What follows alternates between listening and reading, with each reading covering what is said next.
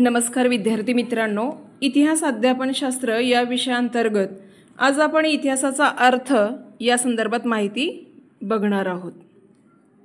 मानवाच्या जन्माबरोबरच इतिहासाचा जन्म झाला। आधुनिक जगात इतिहासाला महत्त्वाचे स्थान प्राप्त झाले आहे। इतिहास या शब्दाची उत्पत्ती इति अधिक ह अधिक आस अशी केली जाते। त्याचा अर्थ हे असे घडले असा होतो। म्हणजेच घडलेल्या घटना जशाच्या तशा सांगणे हाच इतिहासाचा मुख्य उद्देश असतो। इतिहासाला हिस्ट्री हा इंग्रजी शब्द वापरला जातो। हिस्टोरिया या मूळ ग्रीक शब्दापासून हिस्ट्री हा शब्द वापरात आला। हिस्टोरिया या शब्दाचा अर्थ चौकशी, संशोधन अथवा सत्याचा शोध असा होतो। इतिहासात भूतकालीन घटनांची नोंद असते, मात्र ऐतिहासिक घटनांची उपयुक्तता ही त्यांच्या नोंद करण्याच्या पद्धतीवर अवलंबून असते। वर्तमानकालीन जीवनाशी संबंधित नसलेल्या गोष्टींचीच इतिहासात नोंद होत असेल तर तो इतिहास उपयुक्त ठरणार नाही। आज इतिहास विषयाबाबतच्या कल्पना बदलू लागल्या आहेत। हेरोडोटस यांना इतिहासाचा जनक संबोधले जाते। इतिहासाला क्रमबद्ध रूप त्यांनी दिलं।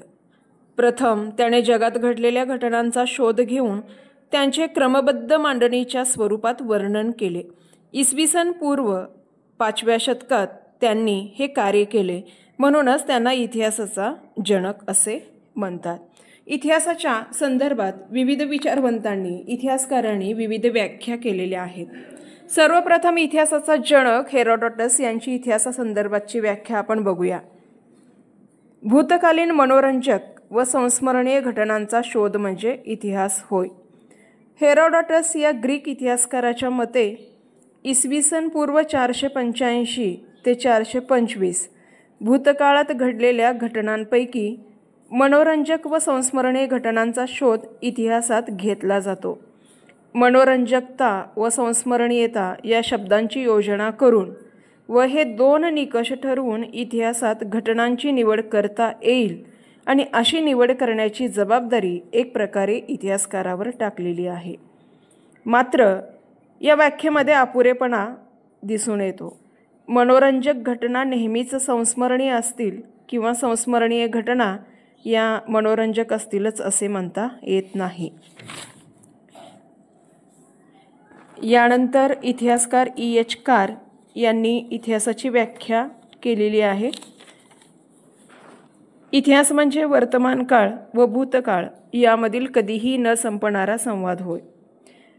प्राध्यापक E.H. कार यांच्या मते इतिहास म्हणजे वर्तमान काळ व भूतकाळ यामधील कधीही न संपणारा संवाद होय। मध्ययुगामध्ये युरोपमध्ये सरंजामदार व गुलाम यांच्यात वर्ग कलह होता। औद्योगिकीकरणानंतर या दोन्ही वर्गाचे स्वरूप बदलले। त्याचे रूपांतर भांडवलदार व मजूर यांच्यात झाले। मात्र संघर्ष संपला नाही।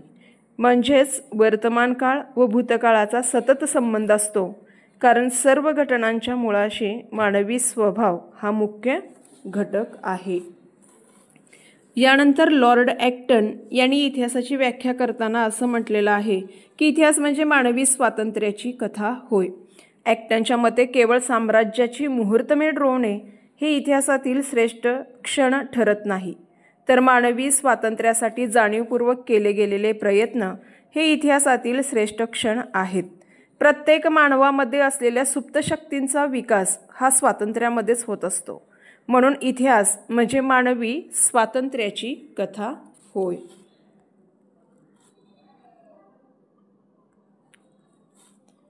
यानंतरची पुढची व्याख्या आपण पाहणार आहोत। ती पुढची व्याख्या आहे हेप्पोल्ड यांची। त्यांनी इतिहासाच्या संदर्भात असं म्हटलेलं आहे की इतिहास हा अनुभवाचा नंदादीप आहे। अगोदर घडून गेलेल्या घटनांच्या अनुभवांच्या प्रकाशात मानव समाजाने पुढील मार्गक्रमण करावे असा या व्याख्येचा मूळ आशय आहे। उदाहरणार्थ जगात पहिले महायुद्ध झाले। या युद्धाच्या गंभीर परिणामाचा जगाने अनुभव घेतला, त्यामुळे असे युद्ध नको म्हणून ते टाळण्याचा प्रयत्न झाला।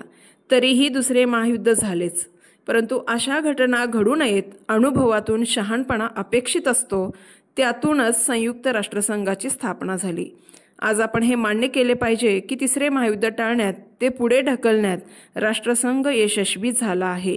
म्हणून आपल्याला असं म्हणता येईल की घडून गेलेल्या घटनांच्या अनुभवाद्वारे पुढे जाणाऱ्या मार्गाबाबत मार्गदर्शन व दिशा दिग्दर्शन करण्याचे महान कार्य हे इतिहासातून होत असते.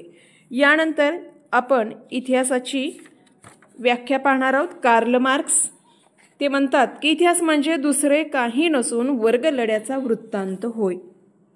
इतिहासाचा अभ्यास करून अनेक घटनांची सुसंगती कार्ल मार्क्स यांनी लावली आणि या सर्वातून त्यांनी निष्कर्ष काढला की वर्गकलहाशिवाय इतिहासात दुसरा विषयच नाही.